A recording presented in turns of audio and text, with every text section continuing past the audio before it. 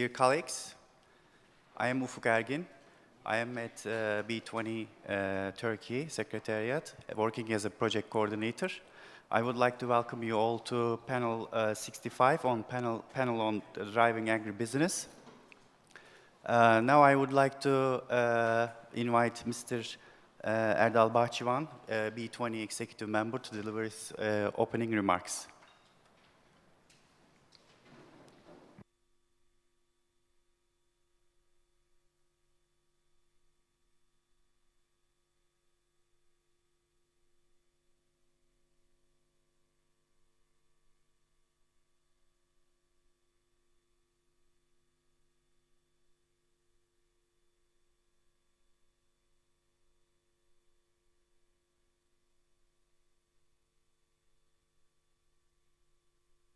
It is an honor to me with you here, and it is a great opportunity to speak on agribusiness.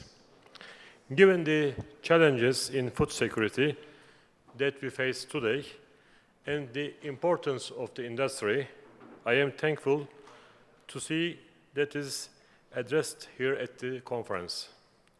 I would also like to thank President Erdogan and Mr. Hisarcıklıoğlu and everyone who made this session possible.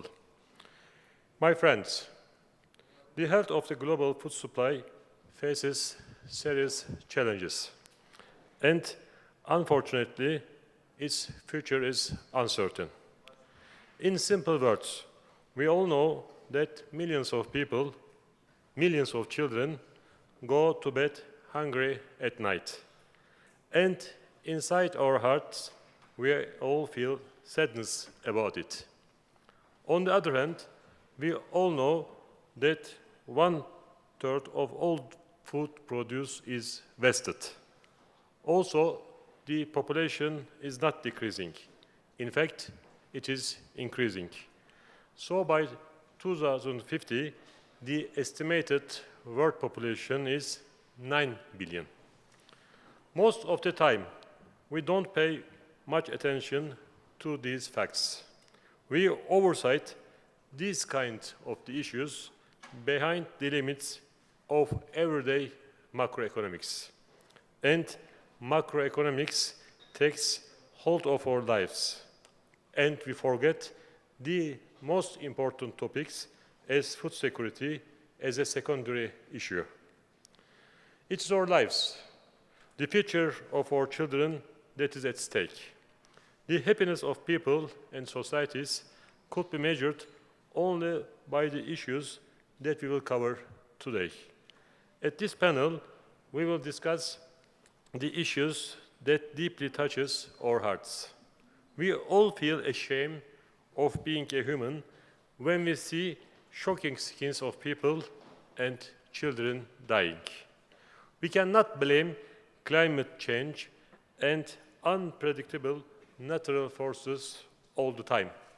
We are the cause of climate change, and we are the ones who can change it back. We have to raise awareness and take action and put an end to this. We still have time, we still have chances, but we have to take the responsibility instead of finding pretexts. These problems may seem huge, but they are fixable. Even a small message or a small action from each of us would be heritage for our children. We still have time, but not too much. Before it's too late, we have to take the measures and put them into practice. Indeed, we have a long to-do list in front of us. We shouldn't forget that our resources are limited. The world population is growing, and we have a serious problem of food waste. This threatens the sustainability of resources. With all this in mind, first, we have to reduce waste. Second, we have to ensure the sustainability of resources. To do this, we need infrastructure, and we should use the big data of our advantage. We also know that innovative thinking can transform agriculture, as we saw it during the Green Revolution. Nations must encourage investment in research and development in agriculture. They have to invest in their scientists and engineers.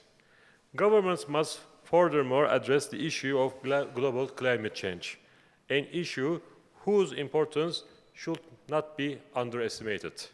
And they should not only address the global climate change, but they should also have plans and programs to solve this problem. To ensure the health of agribusiness in the future and the security of our food supply, we must control pollution, carbon dioxide emissions, and other factors in climate change. We have to find ways how agribusiness can change to satisfy consumer needs, how government can support them, and how we can face long-term and short-term changes. These are questions that we should answer to tackle this problem. With all of that said, I look forward to hearing the ideas of this panel. As the B20, we must use our platform to push for government action on these matters. We must show leadership and persistence, and we must champion efforts that can solve our world's most serious challenges. In doing so, we should remain open to new ideas and feedback from farmers and industry experts. And we will need to keep open dialogues with government. Now, I want to invite Mr. Metin Akpan to perform on this panel, and thank you all for coming today here.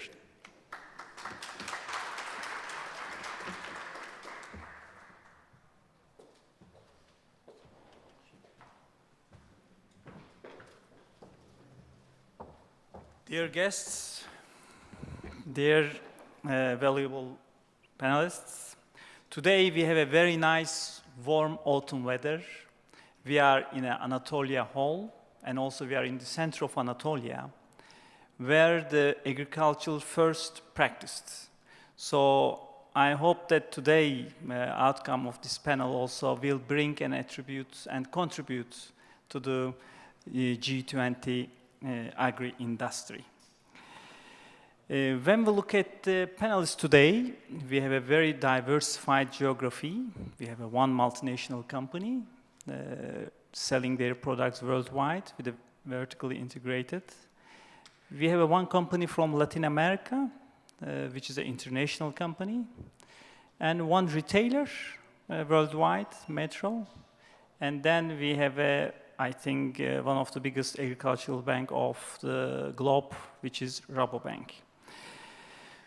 When we look at the challenges of our industry, in fact, we are meeting the challenge of the global food security and nutrition for an expected world population of 9 billion by 2050.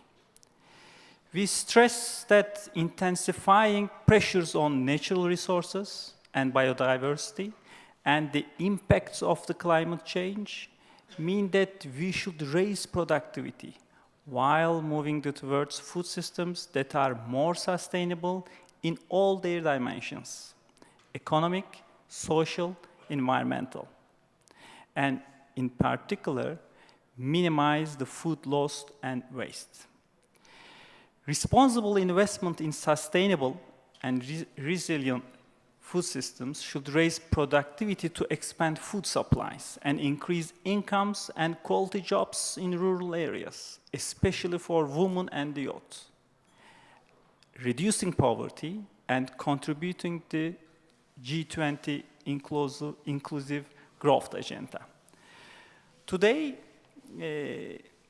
we would like to start with Mr. David Wilkinson from Pepsi, and we would like to get first his speech about driving agribusiness growth and global competitiveness, and then we will go through with the questions, Q&A. Thank you very much. As one of the world's leading food and beverage companies and one of Europe's top 5, we believe that we can help farmers and the wider agricultural sector continue to be successful, productive, and sustainable. We know that PepsiCo's relationships with farmers are critical to our future success. Without them, we wouldn't have the vital, secure supply of high-quality raw materials to make our products. But looking ahead, we also believe that everyone in the agro-food supply chain will have to work more closely together with support from governments in order to feed 8 billion people by 2030. And I'd just like to expand on a few of these themes in the next couple of minutes. I think firstly, I'd like to say that agriculture is core to PepsiCo's business. That may surprise some people in the room, but actually as the parent company for the Lay's, Quaker, and Tropicana brands, we're a large agricultural buyer in our own right.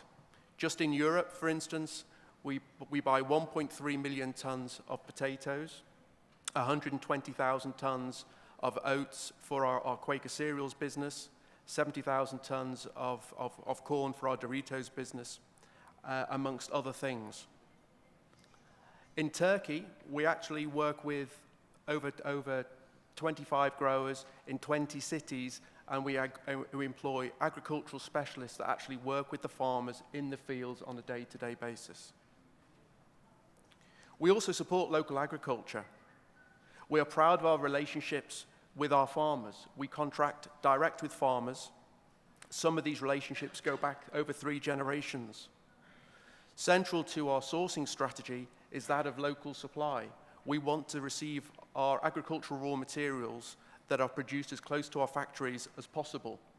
Our agricultural operations span 22 countries across Europe.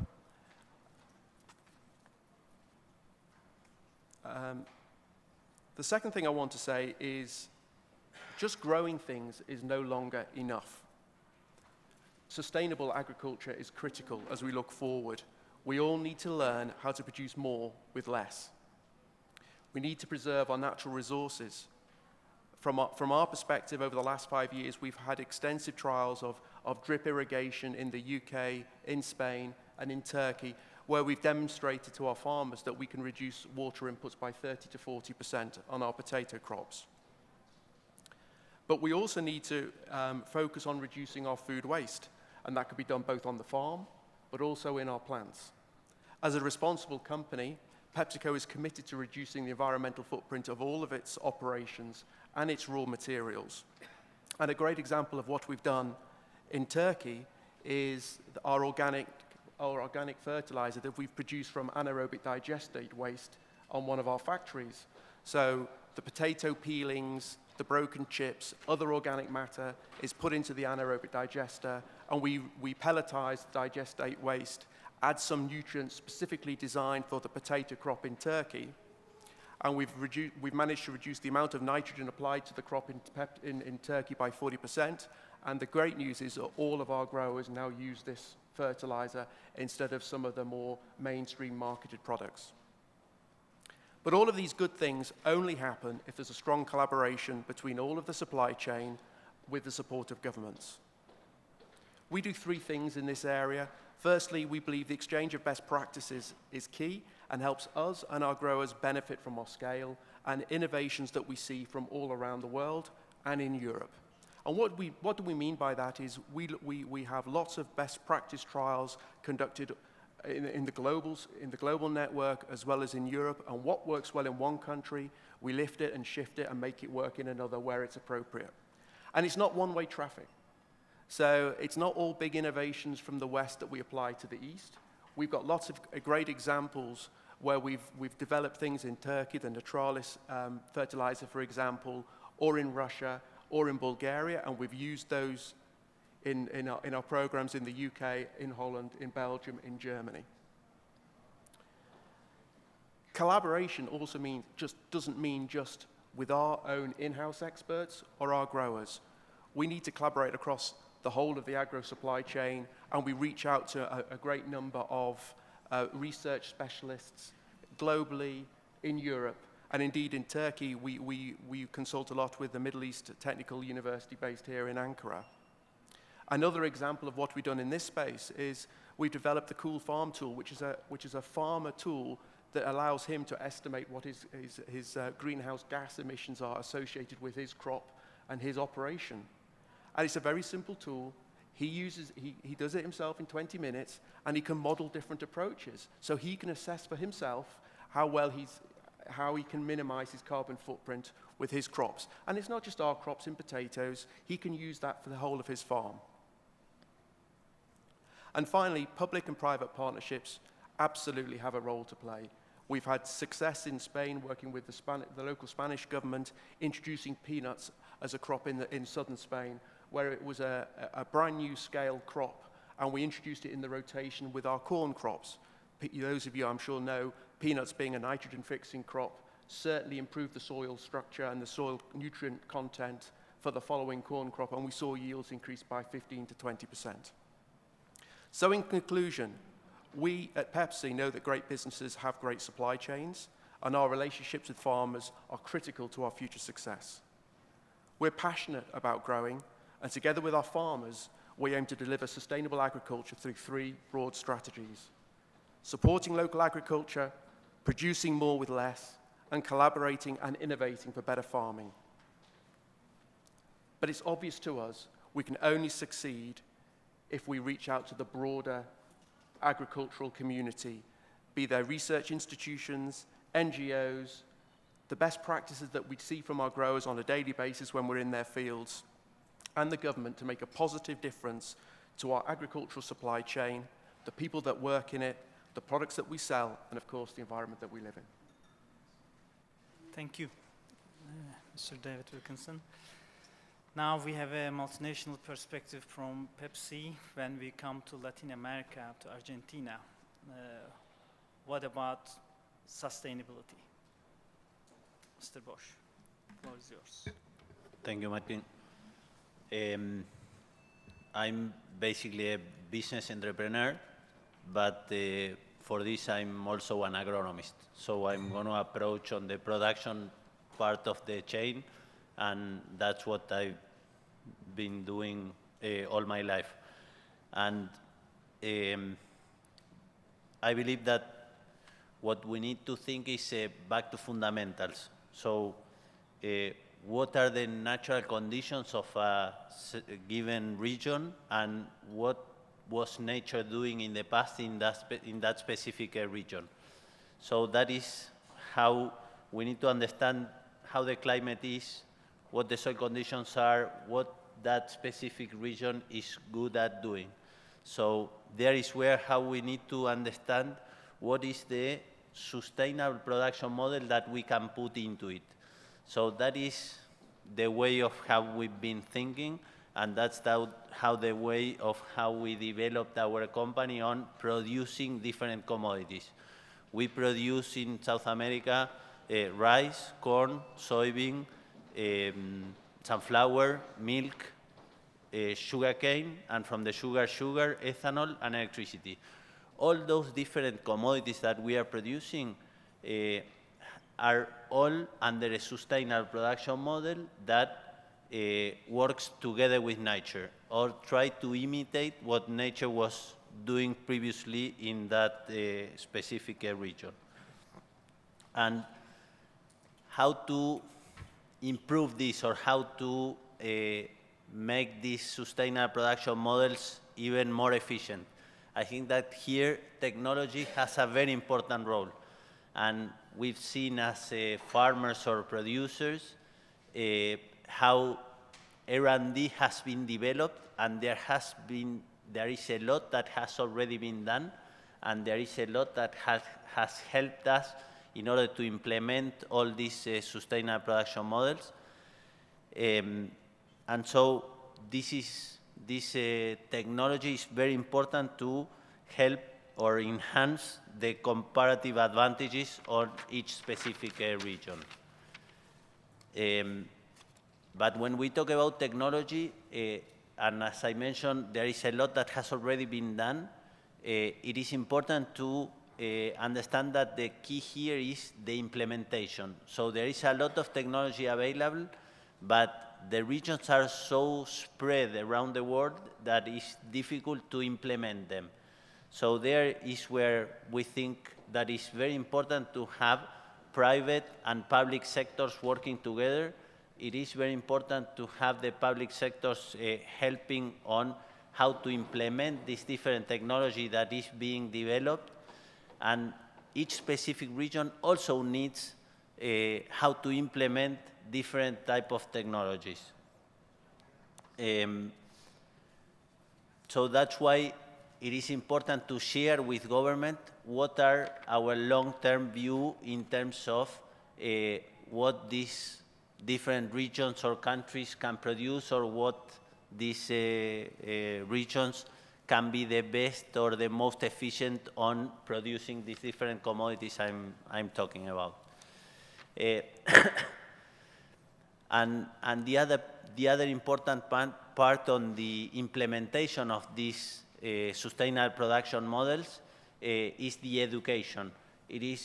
All this is being done in remote regions and in regions where we need to have an educated labor force, and we need to have a trained labor force. In order to have these people helping or contributing in these sustainable production models, it is very important the education and the training in those remote areas of the world where we are producing those things. So, and in terms of growth and the potential for growth of the ag sector, I still think that there are a lot of opportunities to continue growing. There is one in terms of different regions that still can be improved or can produce more than what they are producing, and also in the regions that they are producing the right things or the things that are efficient in that specific area. Productivity still has a gap, and when we compare different regions doing the same things, we can clearly see those gaps, and so I think that there is still an opportunity. So finally, to conclude, I would like to point out two important things. One is the need to work with nature and take an advantage of its competitiveness. And the other is that the idea of working together, public and private sectors, in order to be able to implement these sustainable production models. Thank you, Mr. Bosch. And now we come from suppliers to consumers, and the retailers are bridging this, Kubilay Bey. Yeah. What do you think about your role in this sustainability story? Yeah, first of all, I think Mr. Bahçıvan already put a good frame that by referring to the increasing world population, the pressure on increasing the production, but at the same time that we know that the increasing pressure on production at the same time in parallel to this is bringing some concerns related with the sustainability of the resources, and at the same time food loss and food waste is becoming a major issue. And then if I look at in general, we believe that still by solving the food loss and food waste problem, we can solve more than half of the problem. And I'm telling this one by being just in the middle of the supply chain, I mean as a member of a retailer or wholesaler, and we have very striking examples. And if we look at out of the 30% loss of the food loss around the world, 40% of this has been created by fruit and veg.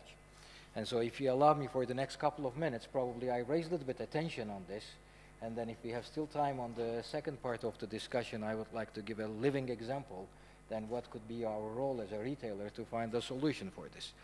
And today we see that in fruit and veg, 50% of the production has been lost on the way when it is arriving to the consumer. And regardless... So it is a 5-0, 50. 5-0, it's 50%, 50% half of it has been lost or wasted. And equally, both developing countries and developed countries with the same ratio, we are careless for those products. And with a different construction. Actually, when we see that in developed countries, the 16 to 20% of this loss has been created on the consumer side. the developing countries, unfortunately, they are losing 40 to 45% of the production in the pre-harvest and the post-harvest stages before they are arriving to the retailer. So, I mean, we have different construction of the losses and waste, differs from country to country. We have a difference between developed countries and developing countries, what we equally waste in both cases. So if I take it from the retailer part, we see, I'm talking again specifically for the fruit and veg losses, there is a 9 percentage point difference between good practices and worst practices, bad practices. So good retailers who can control their waste, which we call it shrinkage in our jargon, in our business, that it can go up to 3%, and the bad retailers can go for 12%. So it's still important.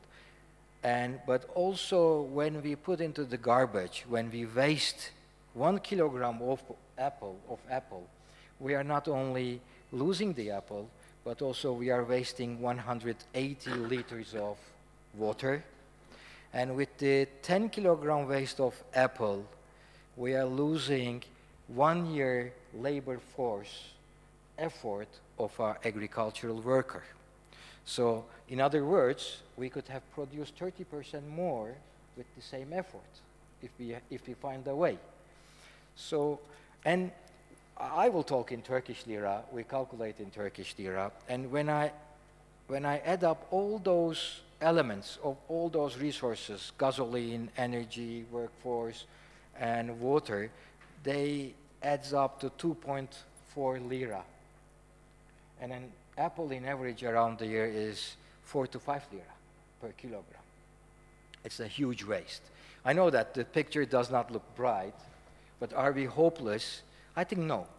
We have also a couple of good examples, but one of the biggest issues is that when we look at the whole supply chain, we see that every ring of the chain, somehow they are transferring their inefficiency to the other ring. And at the end, the whole chain is paying the bill. And for this reason, I mean, a couple of years ago, we decided to go looking for holistic solutions and for integrated solutions.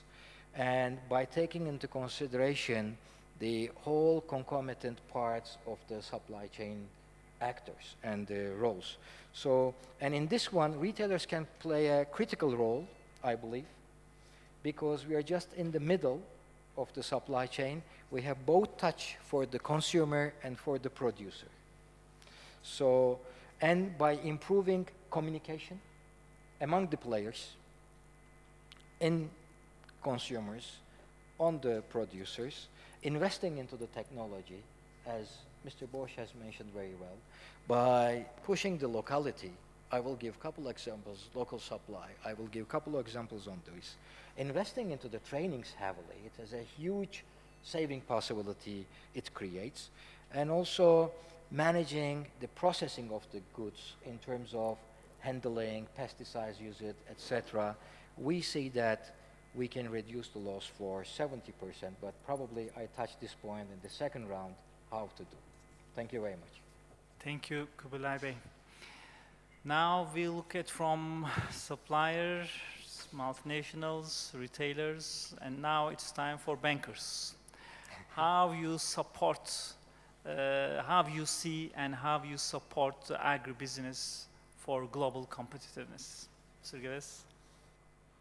Metin, thank you.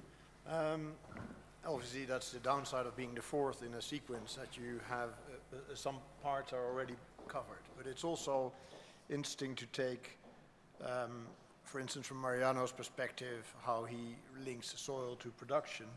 But I'll come back to that. I think for Rabobank, the starting point is that as an international food and agri bank, we focus on 4 parts within the food chain. And actually, you could say we mirror the food security agenda there. First of all, there needs to be enough availability. Secondly, it needs to be available to people, so it needs to be in the right place to the right people. thirdly, it needs to be there with a good, nutritious perspective to it. So people have to have the right components of food. And fourthly, but that's something that will be true probably for all industries, you'll need to have a reasonably stable industry. Stability leads to investments and to forecasts that will lead to improvements in the industry. When we look at how we can improve further, and I'm an optimistic person actually, that we can feed all the people in the world in 2050. The question is, can we do that with much more limited resources than we do now? The first one is that where can we go from here? The increase in production is well possible. The limiting factors is not per se the soil and or the climate. The limiting factor is largely the enabling surrounding for farmers and for the industry. So if you drill that down, and where does that enabling get lost, or where is it lost? The first factor is immediately what we've all referred to is the supply chain. The supply chain gets broken in many places. Handovers lead to losses or to inefficiencies. And there is indeed a lot of loss at the farm gate, waste at the end with the consumers. Secondly, mentioned as well, we can only improve if we cooperate. So that's in the supply chain on one hand, but that's also between farmers or between suppliers. Consumers actually probably would do better to cooperate in what they actually are buying as well. The cooperation doesn't stand with the farmers, it also is in their practices, and I think we heard that before here. It's also about data. How do farmers learn? It's a pretty well lonely job sometimes. So how do you get to information that could improve your practices?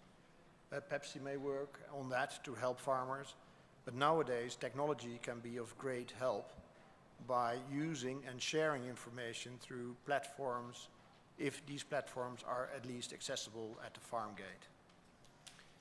I think a third point that leads to improvement in the whole industry is that we need to focus on the best performers.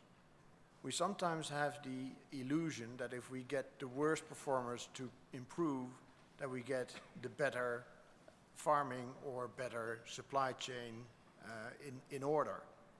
In essence, if we take the right and good performers and we educate them and help them to prosper, they are more likely to take lower performers alongside, either as outgrowers, as supporters, or maybe even just as farmhands. And I think as a last point to this, going all through the earlier three, is we need to improve on infrastructure. Infrastructure in its broadest sense. One is the physical infrastructure, getting stuff from A to Z. B, the technological infrastructure, R&D, the access to internet, for instance. In many countries still an issue which actually disallows farmers or transporters or traders to be efficient in their work. It is also the legal infrastructure that sometimes is limiting, or quite often is limiting, in the opportunities for the industry. Coming from a finance industry, the very simple fact of the way that a country treats is warehouse receivables, warehouse receipts. So can you actually take any form of security over it, can limit the access to finance in that country, which means there is less financing available to the industry. All pretty big issues, and they're all related as well. So we're not going to solve this tomorrow. It's hard work every day. And Rabobank takes this from focusing on this industry globally, especially being there where there's farmers that have the capacity to overproduce for the rest of the world, where we have big networks. We use these networks, and we try, as we all do, I think, to share our knowledge to improve on production. Metin, thank you. Thank you, Mr. Guess. For a second round, maybe we all have some view about the different geographies, different perspectives. To maybe a question to Mr. David Wilkinson. Well, you said locality, you said collaboration and sustainability. Could you give us a best practice of your company in that sense? Yeah, I alluded to one, which is some irrigation trials that we've worked on in 4 or 5 different countries over the last 4 years, where we've actually shared all of the results with all of our growers and helped illustrate how they can better water their crops, reduce the amount of water it's used, but actually get the timing right such that it can actually significantly increase the yield. That's one example. Another one what we found is working very hard, and it's a little bit like you said, is when you focus on some of your best growers, we have what we call innovator growers in our countries, and we work with these guys and get these guys to help some of the other smaller growers, more junior growers who perhaps don't know the crop as intimately as they do, to actually increase their productivity, increase their yields, stop making the same mistakes. So we absolutely work in that way in terms of really increasing the sustainable productivity of all of the hectares that are cropped for us. So that would be 2 examples. I could go on for more. Thank you. From Argentina, you stressed that the public-private partnerships are very important. Could you give an example on that as a company that you practice, experienced? Yes, sure.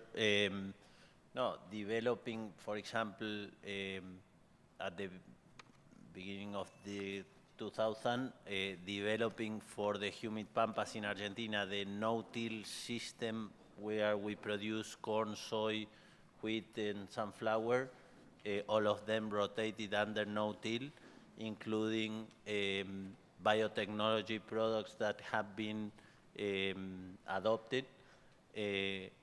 We reduced the amount of herbicides used there by half at least. We reduced to 1/4 the amount of diesel being used in that system compared to what it was before.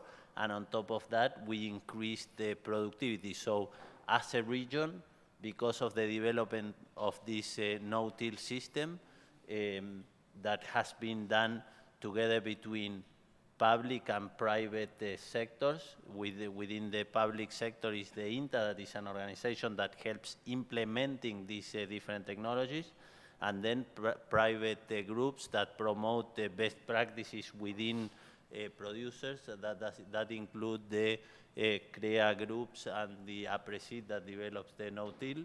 So all those different organizations working together helped implementing 90% of the area being produced under no-till and under this system that has had these benefits in specifically in Argentina. Thank you. Mr. Kubilay, like best practice for waste and loss management, as you mentioned before? I don't know, it's a best practice, still a way to improve, but I think it's a good practice. As I said, but we have privileged situation as a retailer by just being in the middle and being able to touch to the consumers and for the producers, I think giving us a huge responsibility, but at the same time, huge opportunity to reduce the waste and the loss. As I said, despite the fact that the most of the loss has been created country by country shows differences, but I mean, until it comes to the retailer or after the retailer in the consumer part, and holistic way of looking and looking for the integrated solutions are necessary. And retailers from this point of view has a key role. And as I have mentioned in my country and most of the countries, the 50% of the fruit and veg has been lost and wasted. And even there are some categories which I would like to talk about that like the more perishable and like salads and herbs. And at least in my country, the 70% of the salad and herbs production has been wasted, lost. And since 1.5 years with the new methodology, with the new work, and we were able to make it 70% to the customer's kitchen, let's say. Of course, having B2B business model was giving us a lot of opportunities working with the professional customers and understanding their demands on salad and herbs that, I mean, was easier. And then we were just analyzing the demand first of all, that what kind of quality, what kind of sizes, what kind of appearances our customers would like to have it. And you know what? And suddenly also we realized that a lot of prejudices was not valid. And the consumers were not jumping from tuna salad to the Iskandar from one day to another. And demand was not fluctuating a lot. And this gave us a lot of opportunity to share this information with our suppliers, which is in that case 200 small producers we are discussing, and we were creating an umbrella production for them. And we gave them procurement guarantee as far as they produced and given quality. And the first thing we did, we were able to plan the production like this by controlling the demand planning. I mean, by improving the planning in the demand side, we were able to give guidance in production. We gave guarantee for the procurement, which gave also a little bit flexibility and trust for our producers. And like this, we see we can reduce the loss by 20% already. That was first part. And the second part, as Mario has mentioned very well, the trainings. Trainings on usage of pesticides, harvesting times, etc., etc. And with those trainings, which we use some outside agencies, we see that we were able to reduce the loss by 50%. Then on top, by investing into technology of different packaging types in that case, that I mean BOPP packaging, which you see in the picture there already, by using a pot in the root of the salad, which gives additional 4 days for the shelf life of the salad. And also it makes much easier the transportation and the process. And this gave us also another 10% saving. And in addition to this, just applying the cold chain conditions and following throughout the whole way in the supply chain, as Gilles has mentioned, that I mean to prevent the breakings in the supply chain, and gave us another 10%. And by the end of the day, we were able to bring 70% of the herb and salad production to the kitchen of the restaurants with additional 4 days shelf life. So, and even, I will refer to what David has mentioned, that whenever we don't have this central production necessity because of the scale of the economics, then we see that the local procurement, local buying gives even much better results in terms of, I mean, the decreasing the loss and the waste. And also, it of course reduces the carbon footprint, etc. But also, we consider that it's good to support the rural development and also supporting the local producers, and at the same time, encouraging the biodiversity. So, and for this reason, we call it 0 kilometer approach. Wherever we don't have the central production, we try to buy all those fruit and vegetables from up to 40 kilometer distance to our stores. And of course, all those best practices, I believe also, can be utilized or can be multiplied with the help of the regulatory bodies.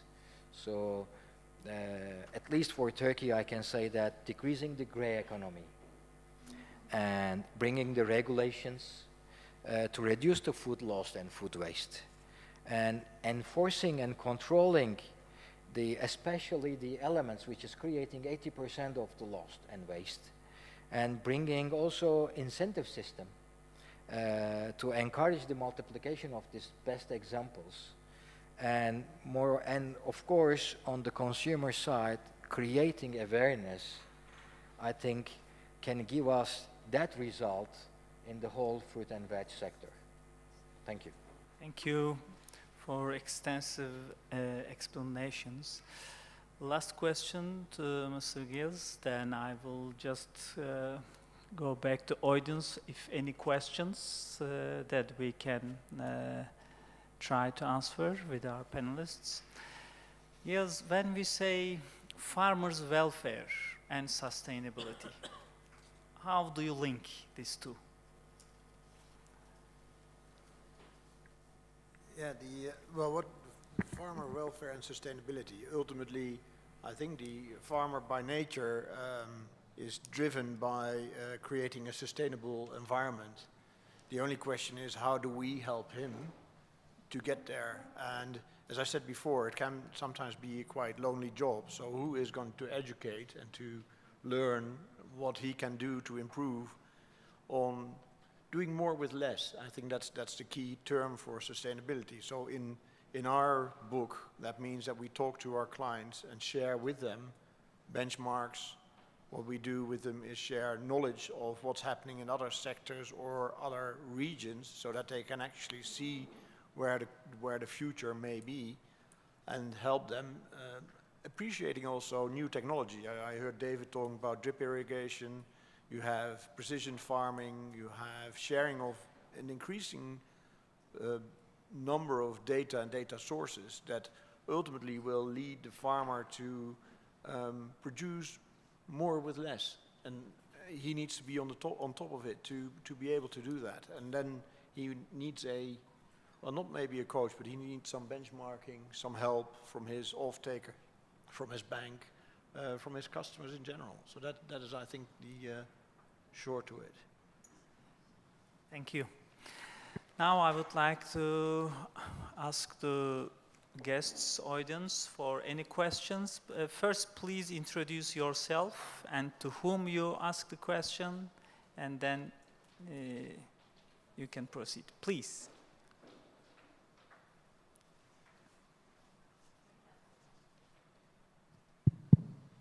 Thank you very much. My name is James Mureo from Kenya, and I'm the chairman of the Chamber of Commerce and Industry. And the reason why I came to this session is when I saw the headline, the topic is driving agribusiness growth and global competitiveness. And immediately I thought about Africa, where I come from. It's all very nice to sit and think about growing agribusiness and competitiveness. But if you think about the situation we have in Africa, first of all, we have very fertile land, and we have a lot of water, but we don't have technology. And I'm just wondering how Africa can leverage on technology that has been developed here in terms of growing, utilizing the land that is arable there, and alleviating the conflict that we have in Africa that revolves around resources. A lot of conflicts that have escalated into full-scale tribal wars revolve around resources. And there is a third component that has been added to that. Apart from the inter-tribal or inter-community resource competition, there is a third component, which is the animal feed. And I wonder where in all this growth opportunity for agriculture, we can husband or have this embedded, where we are able to sort out the conflict between the tribes so that we are able to leverage on technology and also produce enough food for our animals. I have recently taken up agriculture as a second stream. I'm a banker by profession, but I've taken agriculture. And we are looking at farming 40,000 acres of land with sweet sorghum. And somebody mentioned about cogeneration. I'll be interested to see how we can cogenerate power. Was it somebody from South America? yeah, how we can cogenerate power from the byproducts of sweet sorghum and just improve on the livelihoods. I see that as another solution to the conflicts I've talked about, where maybe part of what we are producing as a byproduct is animal feed, so that the community that we are farming from can feed from that. But I just want a general comment on how we can leverage on the technology in terms of advancing agricultural growth. Thanks. Yes, please, Mr. Bosch. Yes. Okay, thank you for the question. I've been traveling around Africa and many different regions in order to understand what's nature, as I was talking at the beginning, what's the best sustainable production model that can be put into those different regions of, I haven't been specifically in Kenya, but I've been in from Mozambique, and I've also been in Nigeria and the different regions of the savannah, even up to the Ivory Coast. So on my idea of what and what we discussed on what could potentially be done there, the same example I just described about the no-till and the technology adoption, that is perfect for that region, specifically for all the savannah region. So the natural conditions are perfect to improve the environment there and to improve the production capacity. So in my view, Africa is where the greater opportunity in terms of nature is there available, and I have no idea about the political situation and all those things that has to be solved. And we decided, for example, not to invest because I have no idea on how that is going to be solved, and I couldn't understand how that could be solved. But in terms of agroecological conditions, there is a great opportunity there in order to develop these sustainable production models that we've been talking about. And specifically on what you were asking about, the cogeneration and the ability to generate electricity, I would also like to mention another example as the no-till for the humid pampas, that is the sugarcane production in Brazil. And I think in Africa there are many regions with that opportunity to produce sugarcane instead of importing sugar with huge tariffs and making the consumer paying a very extreme price for the sugar. I think that there is a great opportunity in terms of the climate to produce sugarcane, and what we do in Brazil, and I think it is a great example on how nature is working and how to produce more with less, has been where there is no burning of the sugarcane. It's 100% mechanized harvesting of the sugar that is milled in the mills that are surrounding the sugarcane plantations. Those mills transform the sugar into bagasse and juice. The juice is being transformed into ethanol and electricity, so you have a renewable energy there. The juice is transformed into sugar and ethanol. So with the ethanol, you have a renewable energy there. And then the bagasse, that is the other part of the cane, is being burnt in a boiler that is transformed into steam, that is transformed into electricity through those motors that are sold into the grid. So that specific process has 100% of renewal of everything. All the sub-products are being transformed into fertilizers and are back into the fields. So there is no waste in the whole process. So the only thing that you are taking is water from the rains, sunlight from the sun, and then there is absolutely no waste, and you are generating electricity, ethanol, and sugar. So that's a clear example of what can be done in many different places in Africa to produce sugarcane, and it's simply copying a technology that has already been developed in Brazil. It's very well developed, and the Brazilians have done a great job in how to improve that system of sugarcane production. Yes, please, Mr. David Wilkinson. Just coming back to the concept of leveraging latest technology, I think there's probably three things I'd like to say about that. I think firstly, there's no magic tricks or easy way around it. It's hard work. You have to be trained, you have to have the right skills, you have to have the right knowledge to leverage if you like, the latest technology that you have in your hands. I think the second barrier you need to get through is scale. So sometimes what we've found is as we've moved into new programs, you see very small growers that cannot afford to buy a tractor or an automatic plow machine or whatever for such a small land base that they're farming. So the trick there maybe is to start to group people together and start to create your own grower groups, introduce them to machinery providers, give them access to finance, which we have done in a number of countries, including Turkey. And you can actually get a shared tractor, a shared harvester for 10 or 15 growers. But at the end of the day, even if you give this latest technology into the hands of a grower, no matter how enthusiastic he is, he has to be trained and supported properly to use it. Otherwise, he will not get the benefits that he should. Thank you for the contribution. And also maybe for Africa, the infrastructure is one of the main challenges to get all these things done. Thank you for the question. Any other questions?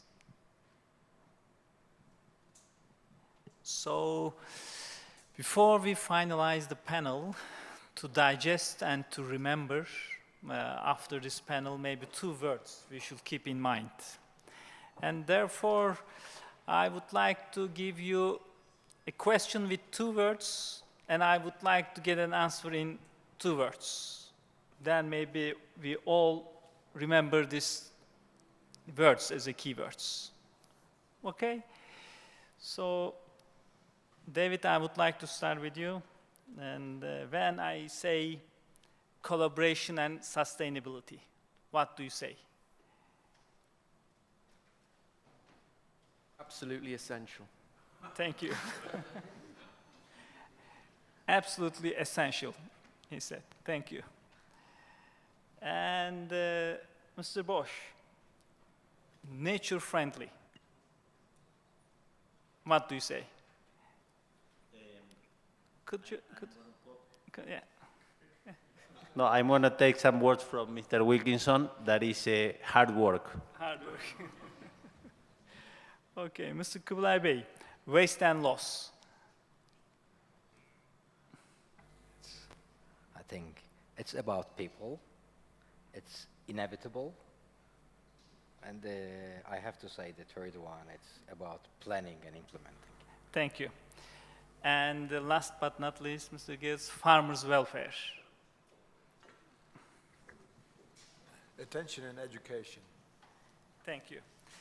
Thanks for your contribution to the panel and for your valuable time and coming to Turkey. Thank you.